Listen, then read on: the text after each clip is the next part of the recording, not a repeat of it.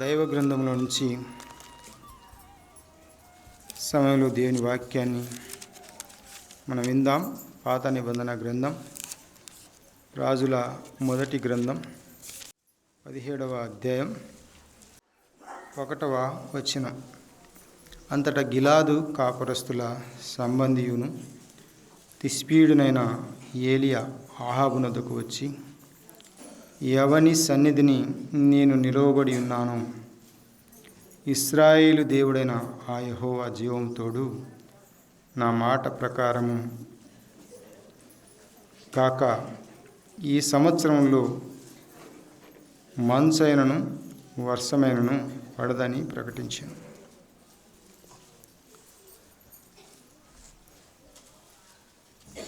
రాజుల మొదటి గ్రంథం 17వ అధ్యాయం 1వ వచనం.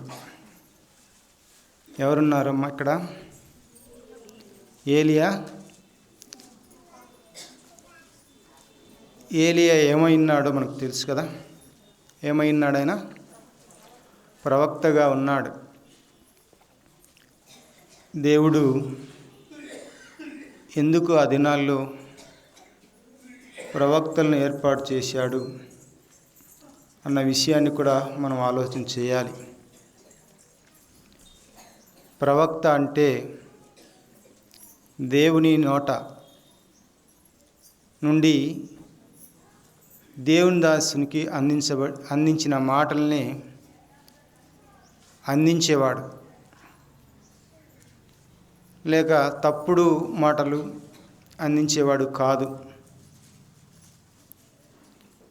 ఆ దినాల్లో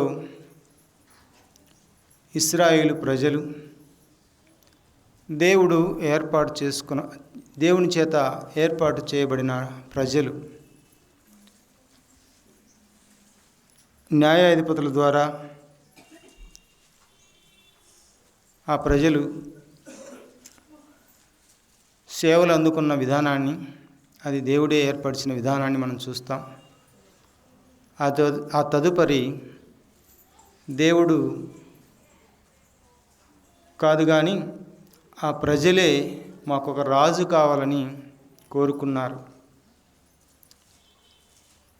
దేవుడు ఆ ప్రజలకు రాజును అనుగ్రహించాడు. ఎవరు ఆ రాజు? మొదటి రాజు సౌలుగా మనం చూస్తాం. సౌలును ఏర్పాటు చేసి ఆ తర్వాత దావీదును, దావీదు తర్వాత సొలొమోనును ఇశ్రాయేలీయులను ఏలుటకు దేవుడు నియమించిన విధానాన్ని మనం చూస్తాం. ఎందుకు రాజు లేక న్యాయాధిపతులు ఎందుకు అని మనం చూస్తే, ఆ ప్రజలు క్రమశిక్షణలో నడుచుకున్నటకు,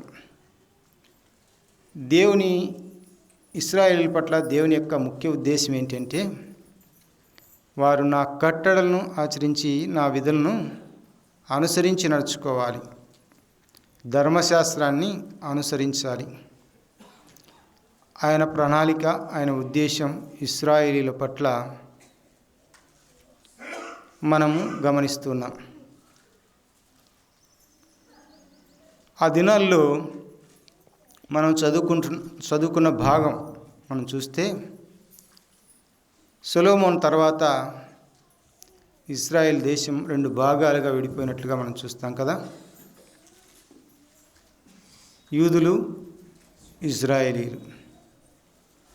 కానీ ఇక్కడ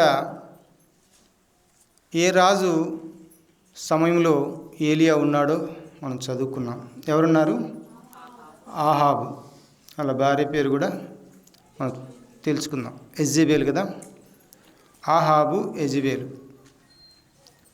అంతకుముందు ఇశ్రాయేలుకు రాజులు 6 రాజులు పరిపాలన చేశారు.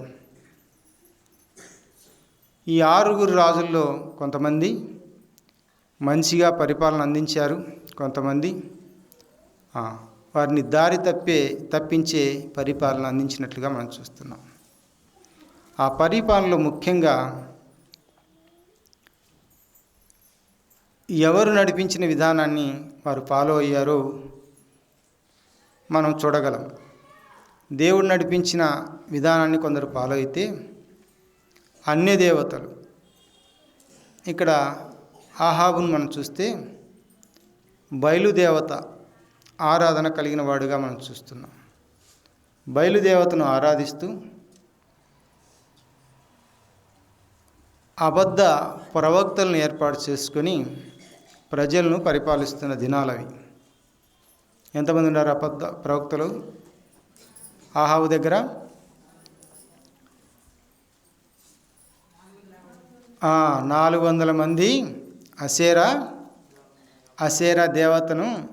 దేవత సైడ్ నుంచి 400 మంది 400 మంది అసేరా దేవత నుంచి, బయలుదేవత నుంచి 450 మంది. అర్థమైందా? మొత్తం ఎంతమంది బయలు ప్రవక్తలు ఉన్నారమ్మా? బయలు ప్రవక్తలు ఇద్దరు కలిపి 850 మంది ప్రవక్తలు పెట్టుకున్నాడు. ఎవరు? ఆహాబు, యెజెబెలు. ఈ ఆహాబు, యెజెబెలు వీళ్ళు పెట్టుకొని ఇశ్రాయేల్ ప్రజలను పరిపాలనిస్తున్నాడు. ఈ సమయంలో దేవుడు ఊరుకుంటాడా? ఆయన ఊరుకోడు. పాపం పెరిగిపోతున్నటువంటి సమయంలో దేవుడు తాను చేయవలసిన పని చేస్తాడు. ఇక్కడ మనం గమనిస్తున్నటువంటి మాట ఏంటంటే, మనం వర్షం లేకుండా ఉంటే 1 సంవత్సరం ఏమవుతాం? ఆహారం కొరత ఏర్పడుతుంది. ఇక్కడ 3.5 సంవత్సరం వర్షం లేకుండా ఉంటుందని దేవుడు ఏలియాకు సెలవిచ్చినట్లుగా మనం చూస్తాం. ఏలియాకు తెలియపరిచినప్పుడు ఏలియా వచ్చి ధైర్యంగా ఆహాబునొద్ద, అది ఎవరి సన్నిధిని చెప్పాడు? నేను ఎవని సన్నిధిని నిలిచి, ఏమన్నాడు అక్కడ? నేను నిలవబడి ఉన్నాను. ఎవని సన్నిధిని నేను నిలవబడి ఉన్నాను? ఇశ్రాయేలు దేవుడైన యెహోవా జీవము తోడు నా మాట ప్రకారముగాక. ఇది ఎవరి మాట? దేవుని మాట. ఆయన మాట ప్రకారం జరుగుతుంది. ఏం జరుగుతుందంటే అక్కడ చెప్పాడు కదా, ఈ సంవత్సరములలో, ఏ సంవత్సరంలో? 3 సంవత్సరములని మనం చూస్తాం కదా. ఈ సంవత్సరంలో మంచైనను వర్షమైనను పడదని ప్రకటించెను అనే మాట మనం చూస్తున్నాం. దేవుని యొక్క కోపం, దేవుని యొక్క ఉగ్రత ఎప్పుడు వస్తుందంటే దేవుని విడిచి తిరిగినప్పుడు. దేవుని విడిచి తిరిగినప్పుడు, దేవునికి దూరంగా ఉన్నప్పుడు, దేవుని మాటకు లోబడనప్పుడు, దేవునికి అవిధేయత చూపినప్పుడు. మొట్టమొదటి అవిధేయత ఎక్కడ ప్రారంభమైంది? ఆదాములో నుంచి ప్రారంభమైంది. ఆ అవిధేయత అవ్వ నుంచి ప్రారంభమని అనుకుంటే ఆ అవిధేయత నేటి వరకు కొనసాగుతూనే ఉన్నది. ఆ అవిధేయతను విధేయతగా మార్చగలిగే శక్తి ఒకే ఒక్కరు కలిగి ఉన్నారు. ఆయన ప్రభువైన యేసుక్రీస్తుల వారు.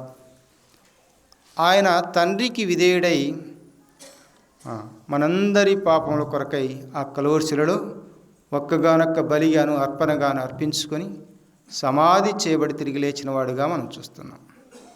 అలా అయితే ఆయన ద్వారా రక్షింపబడినటువంటి మనం ఎవరి సన్నిధిలో ఉన్నాం? దేవుడు జీవం కలిగినటువంటి ఆ దేవుని సన్నిధిలో మనం నిలిచి ఉన్నాం. అలా అయితే భక్తుడైన ఏలియా జీవితాన్ని మన జీవితాల్లో పోలికలను చూస్తూ మనం కొన్ని పాఠాలు ఇందులో నేర్చుకుందాం. ఒక్కొక్కటిగా మనం వివరణాత్మకంగా వాటిని తెలుసుకోవడానికి ప్రయత్నం చేద్దాం. ఏలియా తన జీవితంలో తన ప్రయాణాన్ని ఎలా కొనసాగించాడు? ఏ ప్రదేశాలు అతడు దర్శించాడు? ఏ ప్రదేశాలకు దేవుడు వెళ్ళమని చెప్పాడు? ఆ ప్రదేశాలు మాత్రమే ఏలియా కలిగి ఉన్నట్లుగా మనం చూస్తున్నాం. కొన్ని ప్రదేశాలు దేవుడే చూపించి అక్కడికి వెళ్ళమన్నాడు. అంటే దేవుని మాటకు విధేయత చూపినటువంటి ఏలియాను మనం చూస్తాం. ఏలియా యొక్క ప్రయాణం, మనం అతని ప్రయాణంలో జరిగినటువంటి సంఘటనలు, ఏ ప్రదేశాలకు వెళ్ళాడు, ఆ ప్రదేశానికి ఉన్నటువంటి ప్రాముఖ్యత ఏమిటి మనం తెలుసుకుందాం. త్వరగానే ముగిస్తాను, ఎందుకంటే మీరు కింద కూర్చున్నారు, కొందరు వారు కొంత ఇబ్బంది పడే అవకాశం ఉంది కనుక త్వరగానే ముగించుకుందాం. ఇంకా కొంత కార్యక్రమం, వాక్యం అయిన తర్వాత కూడా కొంత కార్యక్రమం ఉంది. ఆ విషయాన్ని కూడా మనం దృష్టిలో ఉంచుకొని త్వరగా ముగించుకోవడానికి ప్రయత్నం చేద్దాం. మొదటగా ఏలియా ఏ ఊరి వాడని మనం చూసాం. ఏ ఊరైంది? గిలాదు. గిలాదులో ఉన్నాడు. ఈ గిలాదు మనకు ఇంతకు ముందు ఎక్కడైనా పరిచయం అవుతుందా అంటే అవుతుంది. ఎక్కడ? ఆదికాండంలో 31వ అధ్యాయం 4-7 వచనంలో ఏం కనపడుతుంది అక్కడ? చూడండి, వాక్యాన్ని మనం చూసుకుని ముందుకు సాగుదాం. 31వ అధ్యాయం 47. లాబాను దానికి ఎగర్ శాహదూత అని పేరు పెట్టాను. అయితే యాకోబు దానికి గలేదు అను పేరు పెట్టాను. ఈ గలేదే గిలాదు. ఇది సాక్ష్యపు కుప్ప. ఏముంది అక్కడ? పుట్టినట్లో సాక్షి కుప్ప అనింది. అలా అయితే వారి మధ్య జరిగినటువంటి ఒక వివాదాన్ని బట్టి అతని విగ్రహాలు తీసుకుని వచ్చారట. ఆ విగ్రహాల కొరకు యాకోబును వెంబడించాడు. అది జరిగినటువంటి సంఘటన. సరే, మనం తెలుసుకోవాల్సిన విషయం ఏంటంటే గిలాదు అనేది ఒక కొండ పేరు. ఈ కొండ ఎక్కడుందంటే యోర్దానుకు తూర్పు దిక్కున ఉంది. ఈ విషయాన్ని గమనించండి. మొట్టమొదటిగా మనము గిలాదు ఎక్కడుందంటే తూర్పు దిక్కున, యోర్దానుకు తూర్పు దిక్కున ఈ కొండ ప్రాంతం ఉంది. దానికే గలేదు అని పేరు పెట్టినట్లుగా మనం చూస్తున్నాం. అలా అయితే దాని పేరు ఇప్పుడు గిలాదు అంటే అర్థం ఏంటంటే కరుకైన రాయి. గిలాదు అంటే అర్థం ఏంటి? కరుకైన రాయి. అలా అయితే ఏలియాలో కరుకుదనం ఉందా లేదా? బాగా ఉన్నట్టుగా ఉంది. ఎందుకంటే దేవుని సన్నిధిని ధైర్యం కలిగి నిలిచిన వాడుగా, అలాగే ఆహాబు ఓ భయంకరమైనటువంటి విగ్రహారాధికుడు. అంతకు ముందు ఏలినటువంటి రాజుల కంటే గొప్ప విగ్రహారాధన, భయంకరమైనటువంటి విగ్రహారాధన, ఎక్కువ పాపం చేసిన వాడుగా మనం చూస్తాం. అలాంటి రాజు దగ్గరికి వచ్చి ధైర్యంగా ఏం చెప్తున్నాడు? ఎవని సన్నిధి నేను నిలబడి ఉన్నాను, ఇశ్రాయేలు దేవుడైన యెహోవా జీవం తోడు ఈ మాట ప్రకటిస్తున్నాను. ఎవరిది? ఆయన మాట కాదు, దేవుని మాట ప్రకటిస్తున్నాను.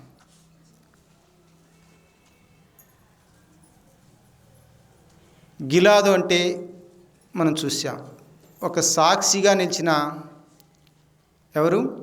ఏలియా. దేవుని కొరకు సాక్షిగా నిలిచాడు. అది మొదటిగా మనం ఆలోచన చేయొచ్చు. రెండవది, గిలాదులో ఏముందంట? 37-25. అంటే గిలాదు యొక్క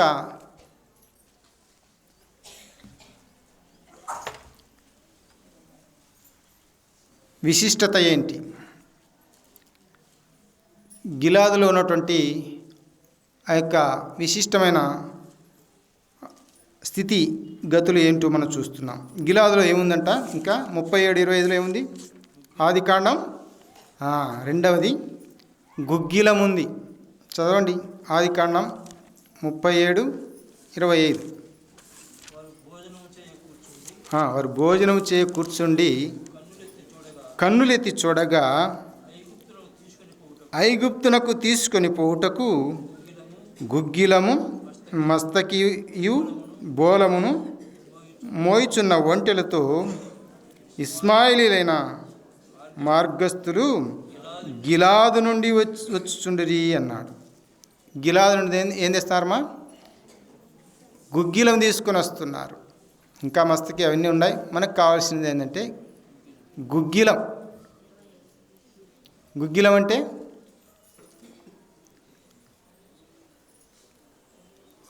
గుగ్గిలము అంటే ఔషధం, మెడిసిన్. ఒక విధంగా ఈ దినాల్లో చెప్పుకోవాలంటే మరి అది ఆయుర్వేదిక్ అనుకుందాం.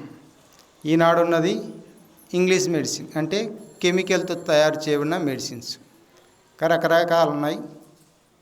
హోమియోపతి అని, యునాని అని రకరకాల వైద్యాలు ఉన్నాయి. మంచిదే, ఏ వైద్యమైనా కొన్ని మేలు చేస్తాయి. సరే, ఇక్కడ ఔషధానికి ప్రసిద్ధి ఎవరు? గిలాదు. ఆ కొండలో ఇంకా చాలా రకాలైనటువంటి ఔషధాలు ఉన్నాయి. అంతేకాకుండా సువాసననిచ్చే సుగంధ ద్రవ్యాలు కూడా అక్కడ ఉన్నాయి. అవన్నీ బైబిల్లో మనం చూడవచ్చు. అక్కడ ఏముందట? గుగ్గిలం ఉంది. ఇంకొకటి మనం చూద్దాం. సంఖ్యాకాండం. ఆ స్థలం దేనికి మేలు చూద్దాం. సంఖ్యాకాండం 32వ అధ్యాయం 1వ వచనం చదవండి. 32:1 ఏముంది అక్కడ? రూబేనీయులకును గాదీయులకును అతి విస్తారమైన మందలుండెను గనుక యాజరు ప్రదేశమును గిలాదు ప్రదేశమును మందలకు తగిన స్థలమని తెలుసుకొని. గిలాదు దేనికి ఉపయోగపడుతుంటామా? మందలు మేపుకోవడానికి. మనం ఏం చేస్తాం? వ్యవసాయానికి అనుకూలంగా ఉందా లేదా అని మనం చూస్తాం. గొర్రెల కాపర్లు ఏం చేస్తారు? మేత ఎక్కడుందా అని చూస్తారు.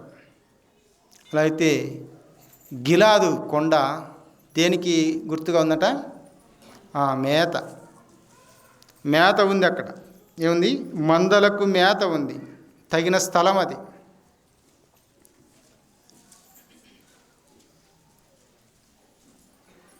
ఇంకోటి మనం చూద్దాం. 8వ అధ్యాయం ఇర్మియా గ్రంథం 22వ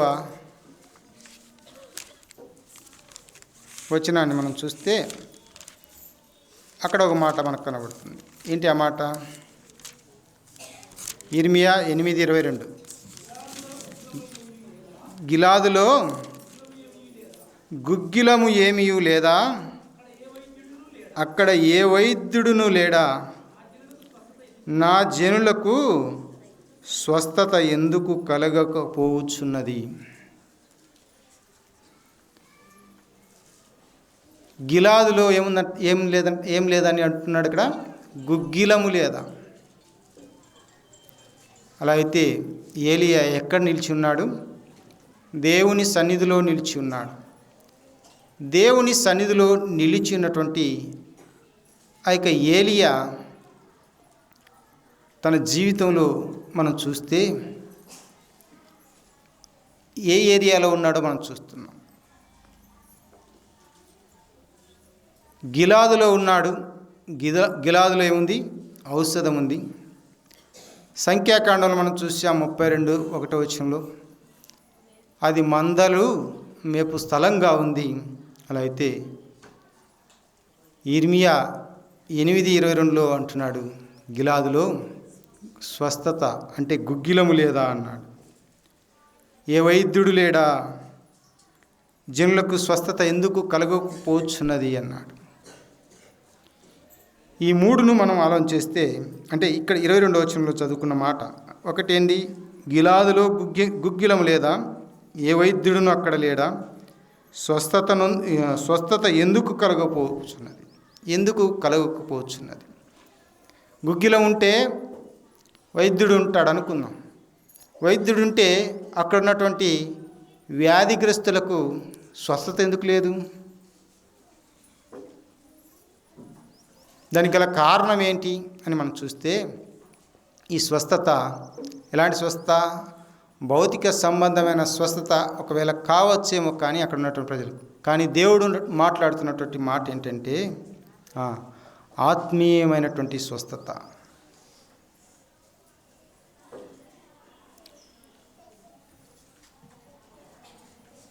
లోకంలో భౌతికంగా మనం బాగుపడాలంటే అనారోగ్య స్థితిలో ఉన్నప్పుడు ఏం చేస్తాం?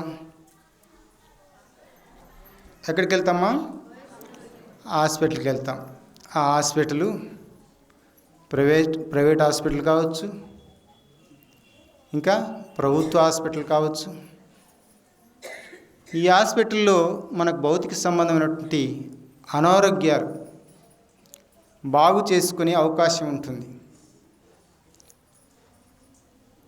ప్రభుత్వ హాస్పిటల్లో, ప్రైవేట్ హాస్పిటల్లో భౌతిక సంబంధమైనటువంటి అనారోగ్యాలకు స్వస్థత ఉండవచ్చేమో కానీ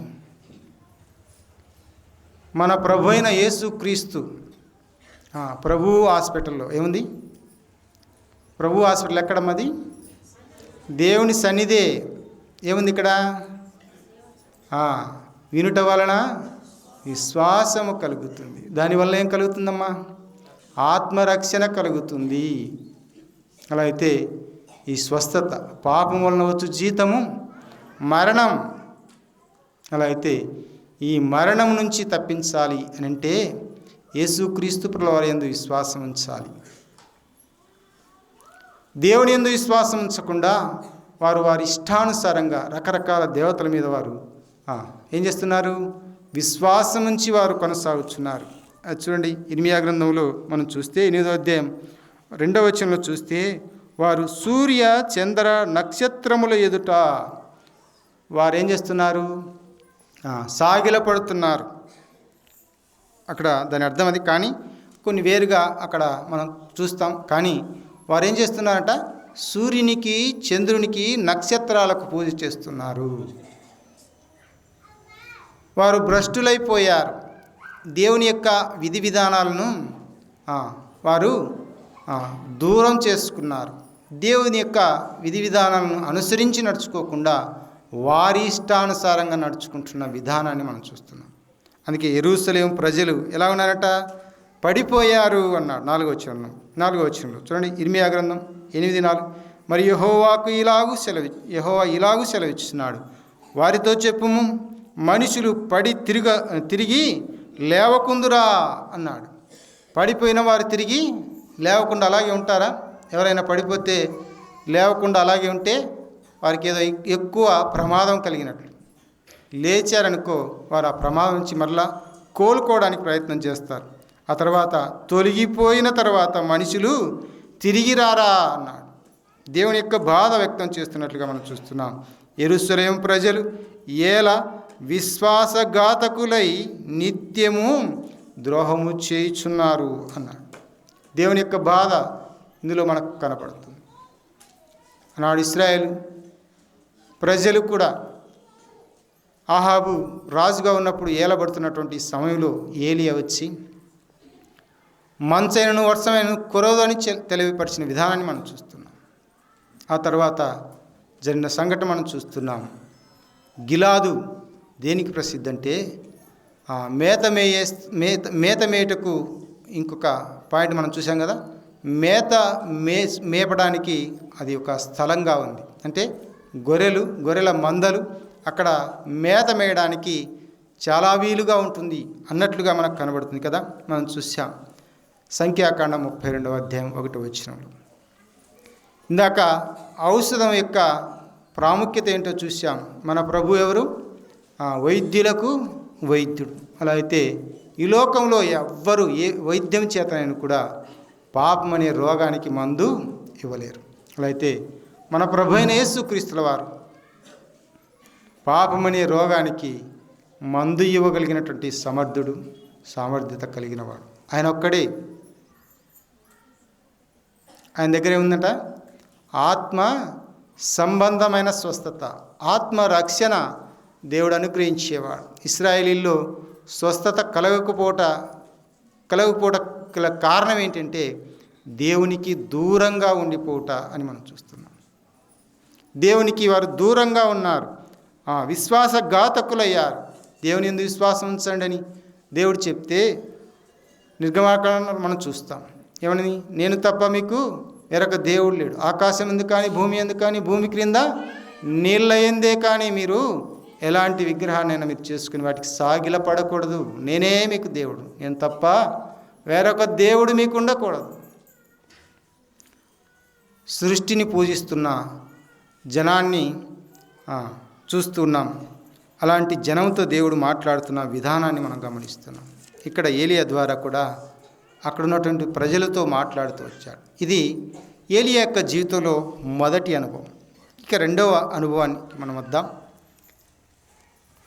17వ అధ్యాయంలోని రాజుల గ్రంథం మొదటి గ్రంథంలో 17వ అధ్యాయంలో 1 నుంచి 7 వచనాల్లో ఉన్నటువంటి సారాంశం ఏంటంటే, అందులో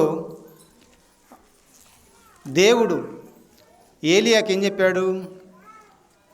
ఎక్కడి నుంచి ఆహాబు దగ్గర నుంచి నీవు కెరీతు వాగు దగ్గరికి వెళ్ళమన్నాడు. మొదట ఆయన ఉన్నటువంటి ఊరును బట్టి మనం ఆలోచన చేశాం, ఏలియా ఉన్నటువంటి ఊరు. రెండవది కెరీతు వాగు దగ్గర అతడు నేర్చుకున్నటువంటి పాఠాలు, మనం నేర్చుకోవాల్సినటువంటి పాఠాలు ఏంటి చూద్దాం. అక్కడ చూడండి, 3వ వచనం. నీవు ఇచ్చట నుండి తూర్పు వైపునకు పోయి యోర్దానుకు ఎదురుగా ఉన్న కెరీతు వాగు దగ్గర దాగియుండుము. ఆ వాగు నీరు నీవు త్రాగుదువు. అచ్చటికి నీకు ఆహారము తెచ్చినట్లు నేను కాకోలములకు ఆజ్ఞాపించితినని అతనికి తెలియజేయగా అతడు పోయి ఏం చేసినాడు? యెహోవా సెలవు చొప్పున, ఇక్కడ ఈ మాట జ్ఞాపకం పెట్టుకోవాలి, యెహోవా సెలవు చొప్పున యోర్దానుకు ఎదురుగానున్న కెరీతు వాగు దగ్గర నివాసము చేసెను. అక్కడ కాకోలములు ఉదయమందు రొట్టెను మాంసమును, అస్తమయమందు రొట్టెను మాంసమును అతని యొద్దకు తీసుకుని వచ్చుచునేను. అతడు వాగు నీరు త్రాగుచు వచ్చాను. కొంతకాలం అయిన తర్వాత దేశంలో వర్షము లేక ఆ నీరు ఎండిపోయిను అనే మాట మనం చూస్తున్నాం. ఇక్కడ ఏలియాకు దేవుడు ఏం చెప్పాడు? యోర్దానుకు ఎదురుగా ఉన్న కెరీతు వాగు దగ్గరికి వెళ్ళి ఏం చేయాలన్నాడు? నివాసము చేయమని చెప్పాడు. అక్కడ నీకు ఆహారానికి నీళ్లకు కొరత లేదు. దేవుడు కాకోలం చేత ఏలియాను పోషిస్తానని సెలవిచ్చిన రీతిని మనం చూస్తున్నాం.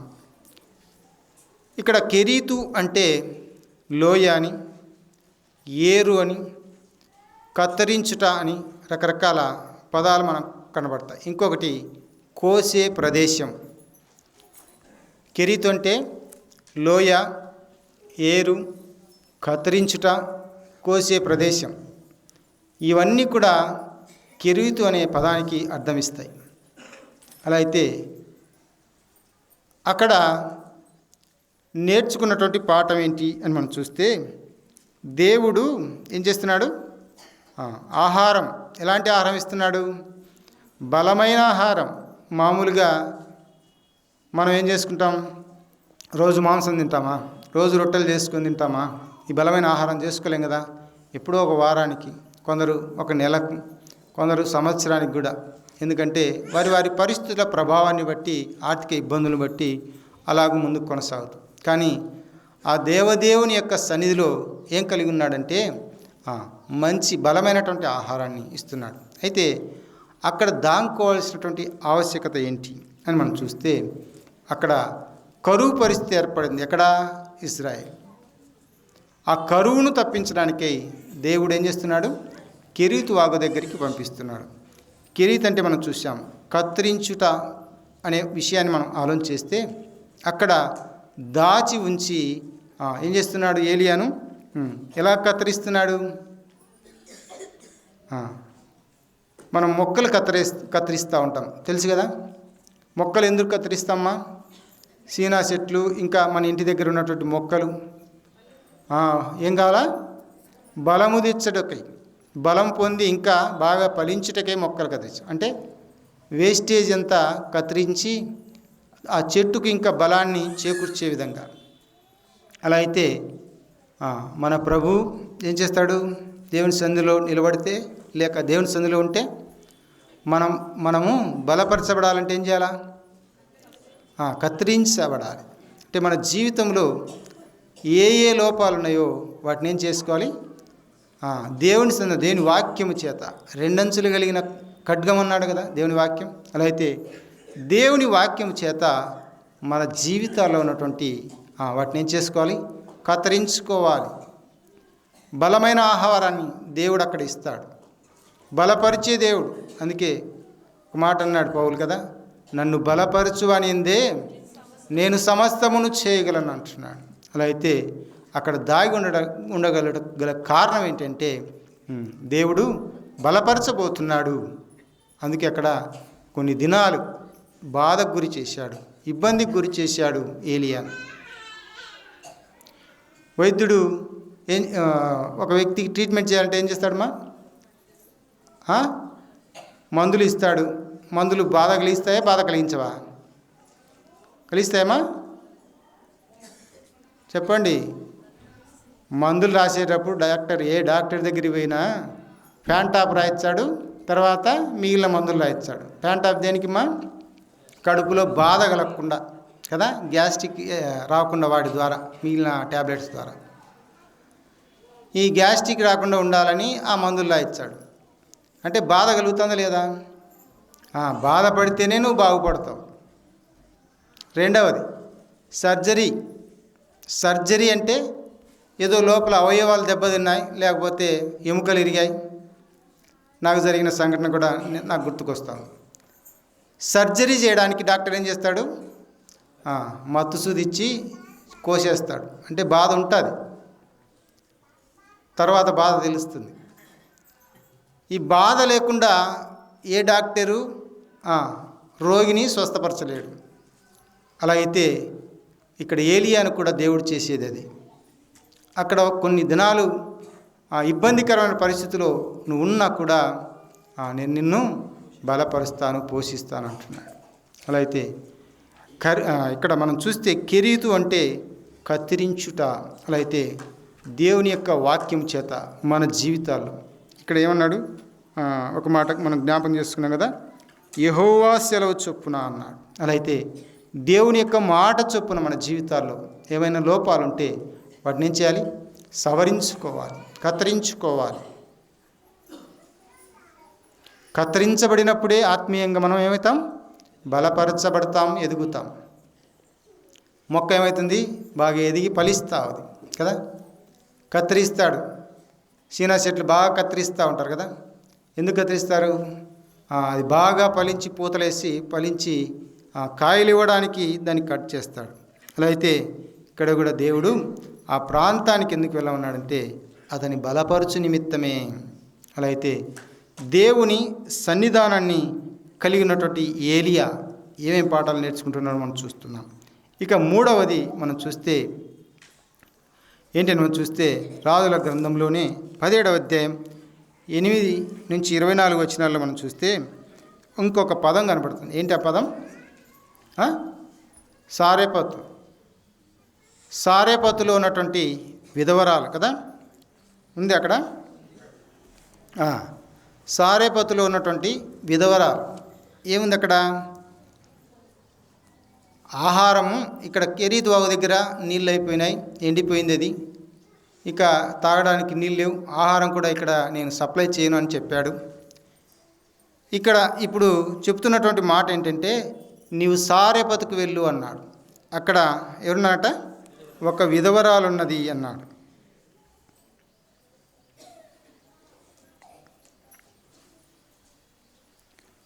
చూడండి 10వ వచనం. అందుకు అతడు లేచి సారేపతునకు పోయి పట్టణపు గవిని యొద్దకు రాగా ఒక విధవరాలు అచ్చట కట్టెలు ఏరుచుండుట చూచి ఆమెను పిలిచి, త్రాగుటకై పాత్రతో కొంచెం నీళ్లు నాకు తీసుకురమ్మని వేడుకొనెను. ఇక్కడ వరకు ఇది గుర్తు చేస్తానా, మొత్తం 24 వచనాల వరకు ఆ సందర్భం, వారిద్దరి మధ్య జరిగినటువంటి సంభాషణ మనకు కనబడుతుంది. సారెపతు స్త్రీకి అలాగే ఏలియాకు జరిగినటువంటి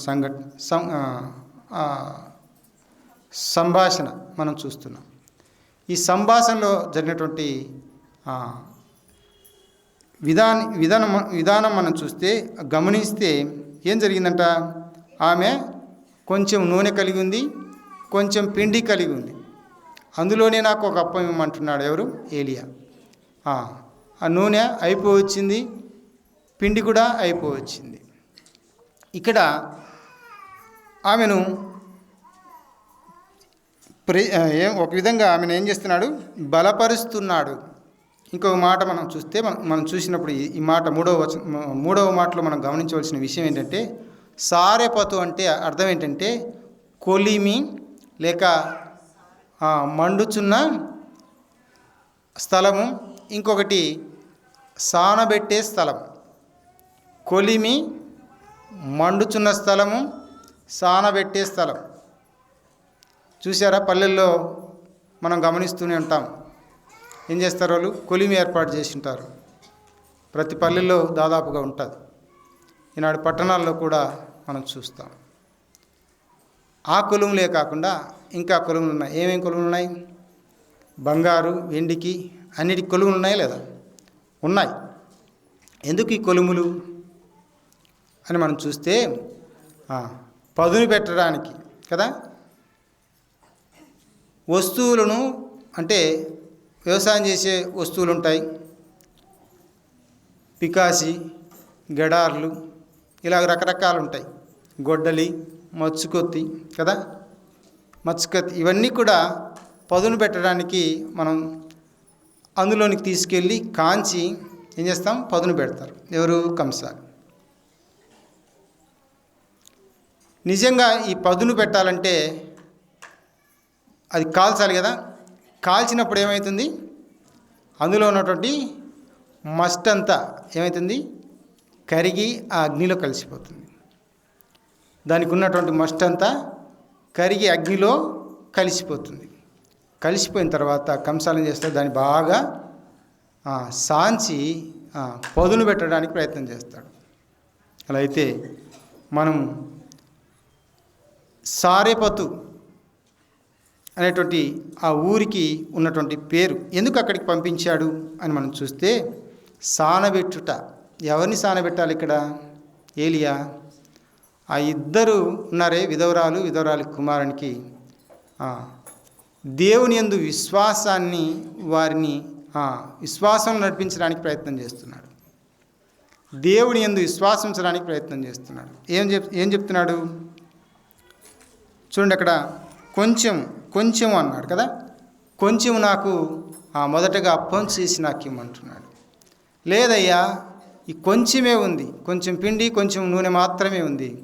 ఇవి తిని ఈరోజు రాత్రికి మేము తిని ఇక చనిపోవాలనుకుంటున్నాం అని చెప్తుంది కదా ఆ విధవరాలు. అలా అయితే అక్కడ ఉన్నటువంటి ఏలియా ఏం చెప్తున్నాడు? లేదు, మొదటగా నీవు ఏం చేయాలంట? భయపడవద్దు, పోయి నీవు చెప్పినట్లు చేయము. అయితే అందులో నాకు ఒక చిన్న అప్పం తీసుకొని రా అన్నాడు. చెప్పినట్టు చేయము అంటే ఇక్కడ ఏం చేస్తున్నాడు? తెలియపరుస్తూ ఉన్నాడు.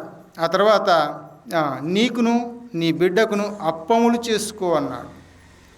నేను తిన్న తర్వాత నీకు నీ బిడ్డకు అప్పములు చేసుకో. భూమి మీద యెహోవా వర్షము కురిపించే వరకు ఆ తొట్టిలో ఉన్న పిండి తక్కువ కాదు, బుడ్డిలో నూనె అయిపోదని ఇశ్రాయేళ్ల దేవుడని యెహోవా సెలవిచ్చి ఉన్నాడు అని. ఎవరు చెప్పారు ఈ మాట? దేవుడే చెప్పాడు. దేవుని మాటే అక్కడ చెప్తున్నాడు. దేవుని సన్నిధిలో నిలిచినటువంటి భక్తుడైన ఏలియా ఈ మాట చెప్తున్నాడు. సారెపతులో సానబెట్టే పరిస్థితులు మనం చూస్తున్నాం. ఎవరు సానబెట్టారు? ఎవరికి సానబెట్టారు? విధవరాలికి, ఆ కుమారుని పదును పెట్టాడు. వారు అలాగే కొనసాగిన విధానాన్ని మనం చూస్తున్నాం. అలా అయితే ఆత్మీయంగా మన జీవితాల్లో పాఠాలు ఏంటి అని మనం చూస్తే ఏంటి మన జీవితాల్లో పాఠాలు? పాపము చేత అపరాధముల చేత చచ్చిన వారం వింటుండగా. అలా అయితే పాపం అనేది మన జీవితాల్లో పేరుకుపోయిన ఒక మస్టు లాంటిది. అలాంటి పాప జీవితాన్ని ఏం చేస్తున్నాడు? ఆ కలువరి శిలువలో యేసుక్రీస్తు ప్రభువు తన రక్తము చేత కడిగాడు. అలా అయితే కడిగినటువంటి ఆయన మనల్ని నీతిమంతులుగా తీర్చిదిద్దిన విధానాన్ని మనం చూస్తున్నాం. ఇప్పుడు పదునైన ఒక ఆయుధంగా మనల్ని మార్చాడు.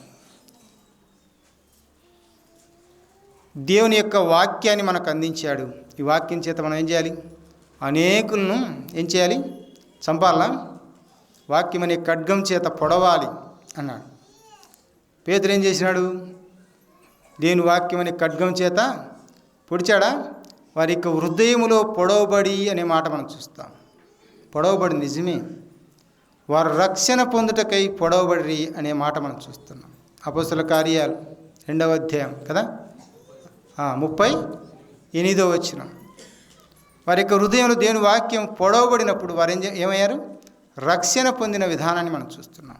ఒక పదునైన ఆయుధంగా మనం మార్చబడాలి. సానబెట్టిన విధానాన్ని మనం చూస్తున్నాం. అక్కడ ఒక పదునైనటువంటి ఏలియాను మనం చూస్తున్నాం. అలా అయితే భక్తులైన పౌలు మనం చూస్తాం కదా, ఏమన్నాడు? ఒక సాధనంగా. అపోస్తలుల కార్యాలు 9వ అధ్యాయం ఇక్కడది 15వ వచనం కదా, ఏమన్నాడు అక్కడ? 9వ అధ్యాయం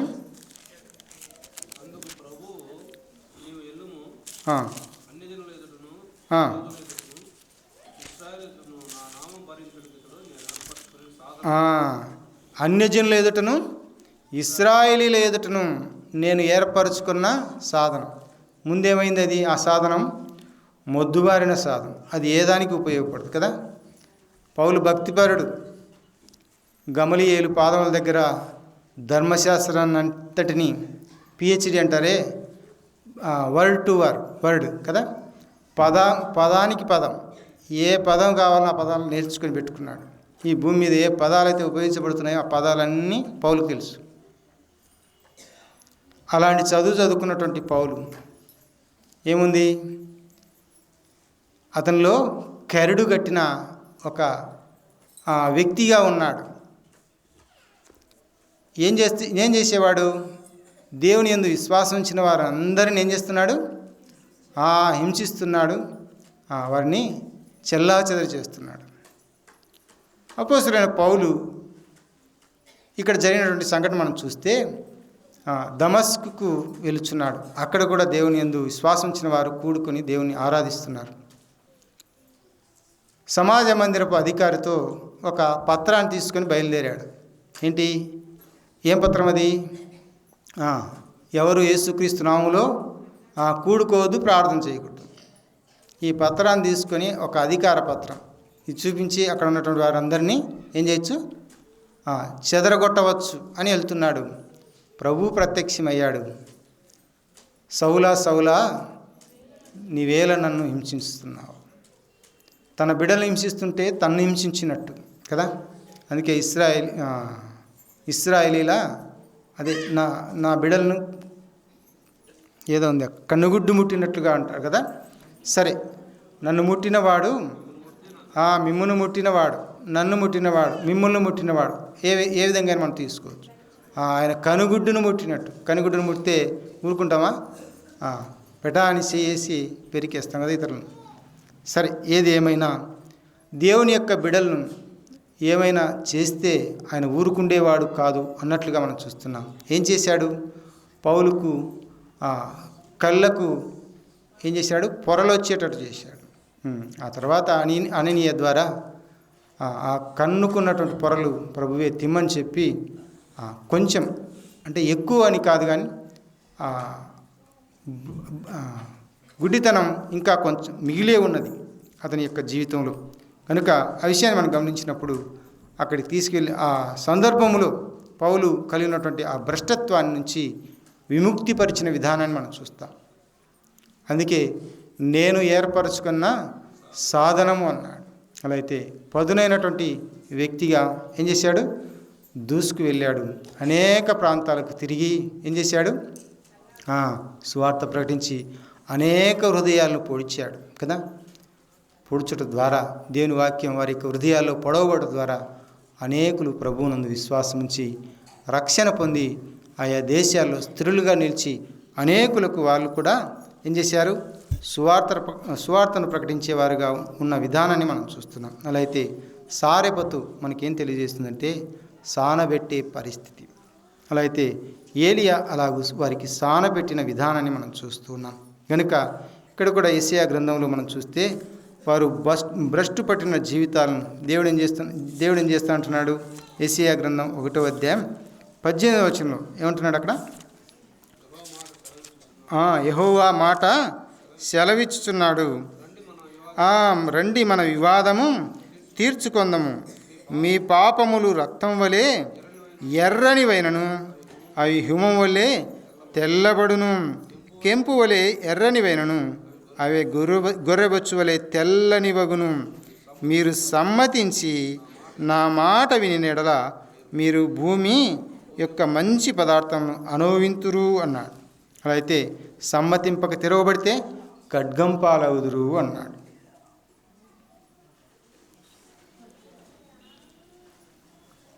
మనిషికి దేవునికి వివాదం ఉంటుందా? ఏ విషయంలో ఉంటుంది అని మనం చూస్తే ఆస్తి విషయంలోనా, అంతస్తు విషయంలోనా, లేక జరిగిన సంభాషణ విషయంలోనా? కానే కాదు కదా. ఆత్మ సంబంధమైనటువంటి విషయాల్లో ఆయనకు మనకు వివాదం ఏర్పడింది. దేవుని యందు విశ్వాసం ఉంచక ఈ లోకంలో ఉన్నటువంటి వాటి యందు మనం విశ్వాసం ఉంచాం. అందుకే మన వివాదం తీర్చుకుందాం రండిని ఇశ్రాయేలు ప్రజలతో దేవుడు తెలియపరుస్తున్న విధానాన్ని మనం చూస్తున్నాం. అందుకే మీ పాపాలు రక్తం వలె ఎర్రనివైనను అవి ఎలా ఉంటాయంట? హిమం వలె తెల్లగా చేస్తానంటున్నాడు. అలా అయితే ఈ సానబెట్టి కొలివేం చేసింది? ఆ పాపాన్ని తీసివేయడానికి ఆ ఆయుధానికి ఉన్నటువంటి ఏం చేస్తున్నాడు? మస్టంతా పోగొడుతున్నాడు. పౌలు ఒక ఆయుధం అయితే, ఒక సాధనం అయితే, ఆయనకు ఉన్నటువంటి మస్టంతా దేవుడు తీసివేసి ఒక పదునైన ఆయుధంగా, పదునైన సాధనంగా ఆయన ఉపయోగించిన విధానాన్ని మనం చూస్తున్నాం. అలా అయితే ప్రభువైన యేసుక్రీస్తుల వారి యొద్దకు వస్తే ఆయన మన వివాదములు తీరుస్తాడు. ఎలాంటి వివాదం అంటే ఆత్మ సంబంధమైనటువంటి వివాదాలు మనం కలిగి ఉన్నాం.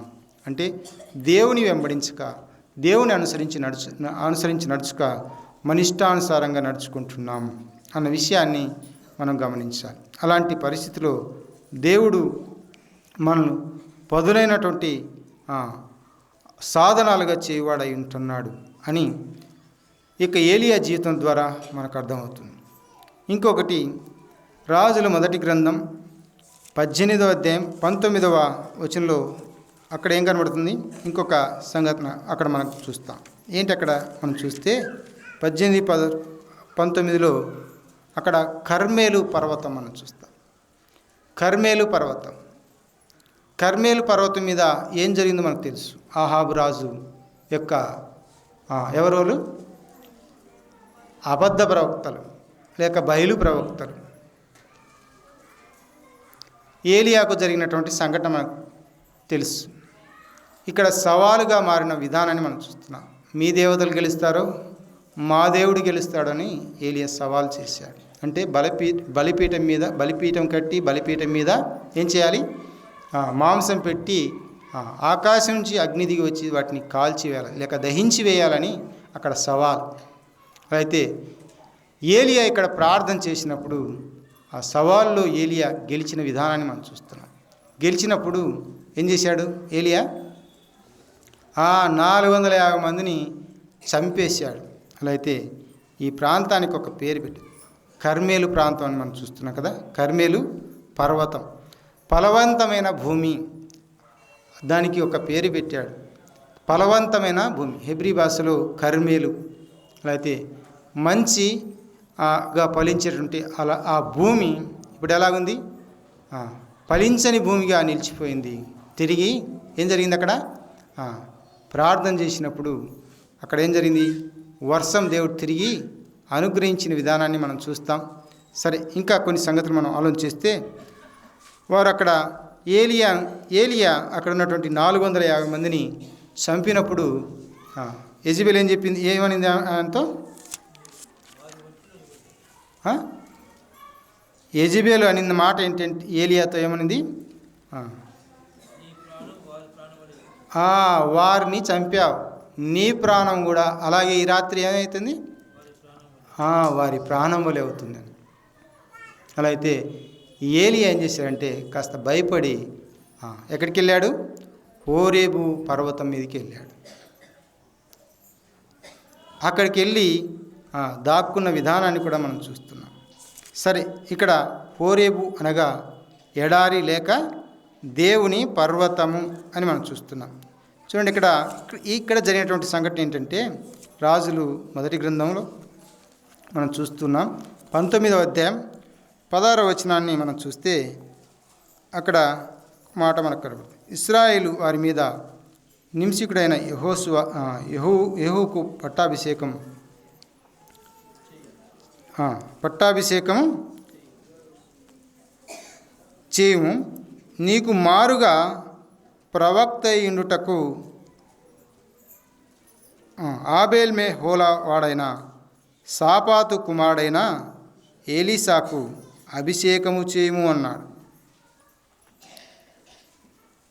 ఎవరిని అభిషేకించమంటున్నాడు? ఎలీసా. ముందు ఏలియా రాజు దగ్గర అనగా ఈ ఆహాబు దగ్గర పనిచేసిన వాడుగా మనం చూస్తాం. కానీ అతని మాట ఎవ్వరు కూడా వినలేదు. వినకుండా వారి ఇష్టానుసారంగా సాగిన విధానాన్ని మనం చూస్తాం. అలాంటి పరిస్థితుల్లో మేలు చేయడానికి ఏలియా ఇష్టపడితే ఇప్పుడు ఏం చేస్తున్నది? యెజబెలు, నిన్ను చంపేస్తాను, వారి వంటి ప్రాణం వారు ఎలాగ చనిపోయారు, మిమ్మల్ని కూడా అలాగే నిన్ను కూడా చంపేస్తానని చెప్పినప్పుడు హోరేబు పర్వతానికి పారిపోయిన విధానాన్ని మనం చూస్తున్నాం. దేవుడు అక్కడ ఏం చేయమంటున్నాడు? నీ తర్వాత నువ్వు ఉండనంటున్నావే, నా ప్రాణాన్ని తీసుకోమంటున్నావే, ఆ తర్వాత ఇంకొక వ్యక్తి కావాలి కదా. దేనికి? దేవుని సేవ చేయడానికి. ఏలియా తన జీవితంలో ముగింపు ఘట్టానికి వచ్చిన విధానాన్ని మనం చూస్తున్నాం. అలా అయితే తన జీవితంలో చేసినటువంటి సేవ ఎంతో ఉన్నతమైనది. కానీ గుర్తించని రాజులు ఈ లోకంలో ఉంటున్నారు. మరి అలాంటి రాజులను బట్టి నేను ఈ లోకంలో ఉండను అన్నట్లుగా అతడు భయపడి వచ్చిన విధానాన్ని మనం చూస్తున్నాం. ఆ తర్వాత సేవ ఎవరికి అప్పగించాలని దేవుడు హెచ్చరిస్తున్నాడంటే ఎలీసాకు అప్పగించమన్నాడు. అలా అయితే ఆ తర్వాత అప్పగింపబడినటువంటి సేవ ఎలీసా అగ్నిరథముల ద్వారా కొనిపోబడిన విధానాన్ని మనం చూస్తాం. ఆ తర్వాత ఏం జరిగింది? ఎలీసాకు ఆ యొక్క ఇశ్రాయేలులో ఎలా ఉండాలనుకున్నాడు? ఎలీసా ఎలా ఉండాలనుకున్నాడు? 2 ఆత్మ కలిగిన శక్తి నాకు కావాలని దేవుని దగ్గర కోరాడు. అలా అయితే 2 ఆత్మ అంటే అనేకులను దేవుని వైపు మళ్లించగలిగే శక్తి ఎలీసా పొందిన విధానాన్ని మనం చూస్తాం. ఎలీసాను గురించిన సంగతులు చాలా ఉన్నాయి. అలా అయితే ఇక్కడ మనం చూస్తే అబద్ధ బోధకులు, మీలో అనేకులు అబద్ధ బోధకులు ఉన్నారన్నాడు కదా. పై మనం చూస్తే కర్మేలు ప్రాంతం అంటే అక్కడ అబద్ధ బోధకులను ఖండించిన విధానాన్ని మనం చూస్తాం. ఆ అబద్ధ బోధకులు, మీలో అనేకులు అబద్ధ బోధకులని పేతురు రాసిన 2వ పత్రికలో మనం చూస్తాం ఆ మాట. అలా అయితే మీలో ఎవరున్నారు? ఇంకో మాట అన్నాడు, అబద్ధ బోధకులు ఉన్నారు అన్నాడు. అలా అయితే అబద్ధ బోధకులను ఖండించే విధానాన్ని కర్మేలు పర్వతం మీద జరిగిన విధానాన్ని మనం చూస్తాం. ఆ తర్వాత హోరేబు పర్వతం మీద ఎలీసాను మరి పట్టాభిషేకం చేసి అతడు అగ్ని రథముల ద్వారా పరలోకం అలాగే మరణం చూడక వెళ్ళిన వాడుగా మనం చూస్తూ ఉన్నాం. సరే, ఇదంతా మనం చూస్తే మన యొక్క జీవితాల్లో ఏ స్టేజ్లో మనం ఆగిపోయాం, ఇవన్నీ మనం చూసాం. చూడండి, గిలాదు యొక్క అనుభవాలు మనం చూసినప్పుడు ఇంకా పాపపు స్థితిని ఒప్పుకోలేదా? గిలాదులో ఏముంది? ఔషధం ఉంది. దేవుని సన్నిధానంలో ఆత్మరక్షణ ఉంది. అలా అయితే దేవుని యొక్క సన్నిధికి వచ్చినటువంటి వారు ఇంకా ఎవరైనా రక్షణ పొందకపోతే యేసు ప్రభు అని నోటితో ఒప్పుకొని దేవదేవుడు యేసు క్రీస్తు వారిని మృతులలో నుండి లేపాడని ఆయన ఎందుకు విశ్వాసం ఉంచితే చాలు, సూక్ష్మంలో మోక్షం, పరలోకరాజ్య భాగ్యం వారికి అనుగ్రహిస్తానని దేవదేవుడు తెలియజేస్తున్నాడు. అలాగే కెరీతు వాక్ ఏం తెలియపరుస్తుందంటే కత్తిరించడం. మన యొక్క జీవితాల్లో విశ్వాసం ఉంచినటువంటి వారమైనటువంటి మనం ఇంకా ఏమైనా లోపాలుంటే వాటిని సవరించుకోవాలి. ఆ సవరించుటకే ఆ కెరీతు వాగు దగ్గరికి బలపరిచే నిమిత్తమై ఎవరిని పంపాడు? ఏలియాను పంపాడు. ఆ తర్వాత ఇంకొకటి మూడోదిగా మనం చూస్తే ఏముందంట? సారెపతులో ఏముంది? సానబెట్టే స్థితి, అంటే అది కొలిమి, మండే స్థలం. ఆ స్థలంలో అంటే దేవుని యొక్క సన్నిధి మనం ఏం చేయాలి? సానబెట్టుకోవాలి. మన జీవితాలు దేవుని యందు విశ్వాసం ఉంచిన మనం సానబెట్టుకొని అనేకులకు ఉపయోగపడే వారంగా ఉండాలి అని మనం చూస్తున్నాం. ఇంకా కర్మేలు ఫలవంతమైనటువంటి భూమి. అక్కడ జరిగినటువంటి సంగతి ఏంటంటే బోధకులను అంటే దుర్బోధకులను అంటే ఖండించడం అనే విధానాన్ని మనం చూసాం. అంటే అబద్ధ ప్రవక్తలు ఏం చేశాడు? అక్కడ అందరినీ చంపేశాడు. ఆ విధానాన్ని ఖండించిన విధానాన్ని మనం చూస్తున్నాం. అలాగే హోరేబు దేవుని యొక్క పర్వతం మీద జరిగినటువంటి స్థితిని మనం చూస్తే అక్కడ ఏం జరిగింది? పట్టాభిషేకం జరిగింది. అదే సమయంలో మరి ఏలియా పరలోకానికి అగ్ని రథాల ద్వారా తీసుకువెళ్ళబడిన విధానాన్ని మనం చూస్తున్నాం. అలా అయితే ఎక్కడ మనం ఆగిపోయాం? దేవుని యొక్క సన్నిధికి వెళ్ళడానికి మనం సిద్ధంగా ఉన్నామా? ఈ విషయాన్ని మనం ఆలోచన చేసి మనము దేవుని సన్నిధానంలో ఇంకా ఎక్కడ ఆగిపోయినామో ఆ స్థలం నుంచి మనం ముందుకు సాగే వారంగా ఉండాలని దేవుని వాక్యం ద్వారా హెచ్చరింపబడుతున్నాం. దేవుడు తన మాటలు దీవించునుగాక.